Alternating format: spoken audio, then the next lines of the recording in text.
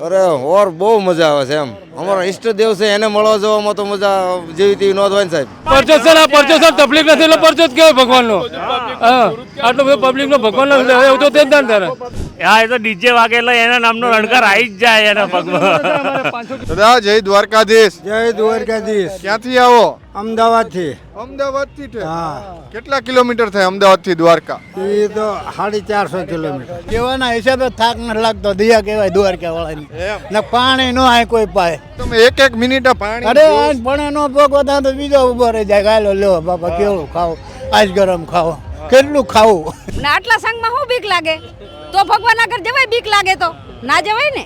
લાગવામાં તો ભાઈ અંદરથી અમને આનંદ આવે છે એમ કે ઠાકરે ઘણું આપ્યું છે તો એ બાને અમે જે કાંઈ સેવા અમારાથી થાય એ અમે 1-2 દિવસમાં કરી નાખી. પરાણે ભાઈ એમ ન ચાલે કે પીવી જ પડે તમારે, એટલે કે જે ચાલીને આવતા હોય છે તેમને ઠંડક મળે તે માટે આ સેવા જે છે તે કરવામાં આવી રહી છે. છાશ જે છે તે અત્યારે ભરવામાં આવી રહી છે. આમ જો છાશ તમે આમ ના પાડે ને તો એમ કે ના ભાઈ તમારે પીવી પડશે. હો શું કહેશો મારી આ છાશ પીવાનું બધા પ્રાણે કે જય દ્વારકાધીશ. દ્વારકા પદયાત્રીઓ જે છે તે અત્યારે ખંભાળિયાથી આગળ પહોંચી ચૂક્યા છે. લાખો પદયાત્રીઓ જે છે તે દ્વારકાધીશના દર્શન કરવા માટે જઈ રહ્યા છે. જય દ્વારકાધીશ. શું કહેશો કેટલા વર્ષોથી તમે જાઓ છો? ચોથું વર્ષ છે. એમ ચોથું વર્ષ. કયા ગામથી આવો છો? બોડી. બોડી ક્યાં? બોડી પાળિયાદ ની આગળ. કેટલા કિલોમીટર થાય તો? 350. 350 કિલોમીટર. કેટલા દિવસ પહેલા નીકળ્યા હતા? આજે 7મો દિવસ છે. 7મો દિવસ છે. આજે ખંભાળિયાથી આગળ. હવે દ્વારકા ક્યારે પહોંચશો? કાલની પરમ દિવસ. બરાબર. થાક નથી લાગતો આમ? થાક નથી લાગતો. કેમ? નહીં થાક આ દ્વારકા ને મેળવામાં છે થાક એની દિયાથી થાક લાગે. એમ. હા. હાલો. કેટલા વર્ષોથી જાઓ છો તમે? ઉભા રહ્યો. કેટલા વર્ષોથી જાઓ છો? ચોથું વર્ષ થયું. તમારું ચોથું વર્ષ. કેટલા જણા છો ગ્રુપમાં? અત્યારે 60 જણા છીએ. 60 જણા. બરાબર. એક જ કુટુંબ છે બધે. એક જ કુટુંબ. કેટલા વર્ષોથી તમે આમ બધાની સાથે એક સાથે કોઈ જૂના છે કે 10-15 વર્ષથી જતા? જતા પણ વાહનમાં જતા. ચોથા વર્ષ ચાલીને જઈએ છે. બાકી આમ તો જતા હતા પણ વાહનમાં જતા હતા. હા. હવે ચાલીને જાઓ છો કેવી મજા આવે છે? અરે ઓર બહુ મજા આવે છે એમ. અમારા ઈષ્ટદેવ છે એને મળવા જવામાં તો મજા જેવી તેવી ન હોય ને સાહેબ. કેટલા દિવસથી ચાલી રહ્યા છો? અમારા 7મો દિવસ છે. બધા એક જ કુટુંબના છે 60 જણા. હા. કેટલું ચાલો રોજ? તો લાલે 30-35 40 ક્યારેક થઈ જાય. અમુક વ્યવસ્થા પ્રમાણે આવેલી અમુક રહે એવું હોય તો 30-35 કિલોમીટર રહી જઈએ. એથી થોડુંક આગળ હોય તો 2-5 કિલોમીટર આગળ નીકળી જાય એવું. પછી આ રોકાવાનું ને બધું ક્યાં હોય તમારું? ટોટલ માલ સામાન બધો હંગાતે જ છે. અમારે એક ટ્રેક્ટર છે, એક પિકઅપ ગાડી છે, સામાન ચાલે છે. 4 વર્ષથી તમે આવો છો? હા, ચોથું વર્ષ છે. બિલકુલ. શું કહેશો કાકા તમે? ચાલતા આવી છે પગયાત્રા કરવી છે કુટુંબ છે બધું. બોલો બોલો. અમે પાલ્લા આજે 12 દિવસ થયા ખેડા જિલ્લામાં માતા તાલુકા પાલ્લાથી આવી છે. ભગુભાઈ કલાભાઈ ભરવાડ. આજે અમારા 12 દિવસ થયા. રૂમનું 40-45 કિલોમીટર કાપીએ છીએ અને હવે મજા કરીએ. દ્વારકાધીશની દયા છે. છેલ્લો ઠેઠો કેમ્પ છે બધું શાંતિ છે. થાક નથી લાગતો? ના થાક ઉપર લેથી ના લાગે. દ્વારકાધીશની કૃપાથી થાક નહીં લાગતો. પરચો મળ્યો ક્યારે અહીંયા દ્વારકાધીશનો હાલીને જતા હોય? પરચો સર તકલીફ નથી એટલે પરચો જ કહેવાય ભગવાનનો. હા આટલો બધો પબ્લિકનો ભગવાનનો એવું તો તે જ તારે. લાખો પબ્લિક ભગવાન ઉપર વાળો છો. હવે શાંતિ છે. છેટો કેમ્પમાં સુઈ જઈને મજા કરીએ છીએ. કેટલા વર્ષોથી તમે આમ જઈ રહ્યા? લગભગ 4-5 વર્ષથી આવ્યા છીએ. હા અમારા હમણાં વડવા આવતા હતા પહેલા 20 વર્ષ પહેલા. પછી અમે આવી છીએ. તમે શું કહેશો કેટલા વર્ષોથી તમે આવો છો? લગભગ અમારા ડોહાને 40 વર્ષ પહેલાના આવો છે. પછી પપ્પામને ચાલુ થયા, પછી પપ્પામની પછી અમે ચાલુ થયા. લગભગ 4-5 વર્ષ જેવું થઈ ગયું છે દ્વારકા આવતા આવતા. યુવાન છો આમ. યુવાને હવે અહીંયા બહુ ઘણા બધા જોવા મળે. હા એ તો ડીજે વાગે એટલે એના નામનો રણકાર આવી જ જાય એના પગમાં. 500 કિલોમીટર. 500 કિલોમીટર થાય. ક્યાંથી આવો તમે? ખેડા જિલ્લાનું ખેડા જિલ્લાના માતર તાલુકાનું પાલ્લા ગામ. ક્યાંથી ક્યારે નીકળ્યા હતા તમે? કેટલા 12 દિવસ? દિવસ થયા આજે. 12 દિવસ થયા. હજુ 2 દિવસ લાગશે પહોંચતા? કાલ સાંજે દ્વારકામ પછી દ્વારકાધીશના દર્શન થશે. દ્વારકાધીશના દ્વારકા નામનો ડંકો વાગશે પછી એના નામનો. જય દ્વારકાધીશની જય. દાદા જય દ્વારકાધીશ. જય દ્વારકાધીશ. ક્યાંથી આવો? અમદાવાદ થી. અમદાવાદ થી? હા. કેટલા કિલોમીટર થાય અમદાવાદ થી દ્વારકા? એ તો 450 કિલોમીટર. કેદુઓ ના નીકળ્યા? 17 તારીખે. ઓહો. ત્યાં ક્યારે પહોંચશો હવે? અમે આ 2 દિન પહોંચી દઈશું. 2 દીમાં. થાક નથી લાગતો આટલું હાલીને આવો હો? ના બધો એ દ્વારકા વાળાની મરજી હે. હે? દ્વારકાવાળાની મરજી. કેટલા વર્ષોથી તમે ચાલીને જાઓ છો? 5 વર્ષ થયા. 5 વર્ષથી. આ પ્રેરણા ક્યાંથી મળી ચાલીને જવાની? બસ આ તમારું જોયું ને મેં જોયું, મેં કીધું હાલો આપણે સંગ કાઢવી. કેટલા જણા હો આ વખતે? 150 જણા. 150 જણા. એમ બધાય ભેગા જ હાલીને જાવ કે અલગ અલગ? ના, બધા ભેગા જ છીએ. એમ. હા. કેવું લાગે આમ હાલીને જાતા હોય? આમાં મજા આવે. એમ. હા, મજા આવે. ઠાકરની દિયા છે. રોજ કેટલું હાલીને જાવ હો? રોજ 40 42. વાહ, બરાબર. દાદા તમે? રોજ આટલું અમે હંગાતે જ છીએ. એમ. તમે કેટલા વર્ષોથી જાઓ? 5 વર્ષથી. 5 વર્ષથી જાઓ. આ 5 વર્ષથી હાલતા જઈએ. બરાબર. હા. થાક ન લાગે? રોજનું આમ કેટલા કિલોમીટર હાલો? 30 35. બરાબર. થાક ન લાગે? આ સેવા બધા કરી રહ્યા છે, કેવી છે આ વખતે સેવા? કરે જ બિચારા. હે? આપણે આટલું તો સેવા કરે બધું. એમ. શું કહો તમે? સેવાના હિસાબે થાક ન લાગતો. દિયા કહેવાય દ્વારકાવાળાની. એમ. ને પાણી નો આય કોઈ પાય. સાચી વાત. હા. અહીંયા તો તમે એક મિનિટ પાણી અરે આજ પણ નો ભોગ વધા તો બીજો ઉભો રહી જાય. ગાયલો લ્યો બાપા, કેવું ખાવ? આજ ગરમ ખાવ, કેટલું ખાવું? બરાબર. હા. તમે કેટલા વર્ષથી જાઓ દાદા? 5 વર્ષથી. આ સંઘ છે અમારો આખો. આખો સંઘ આખો છે. સંઘ છે. ક્યાંથી આવો?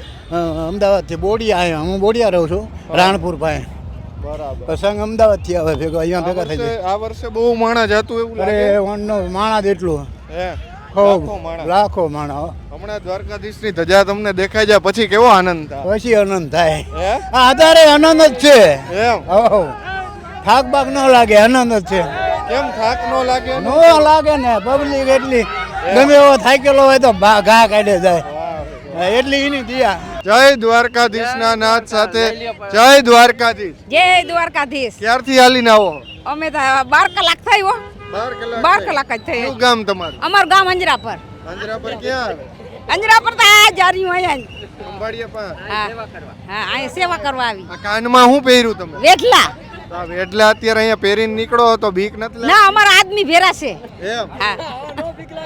એટલે નો બીક લાગે, નકર બીક લાગે. એમ. ને આટલા સંઘમાં શું બીક લાગે? તો ભગવાન આગળ જવાય, બીક લાગે તો ના જવાય ને.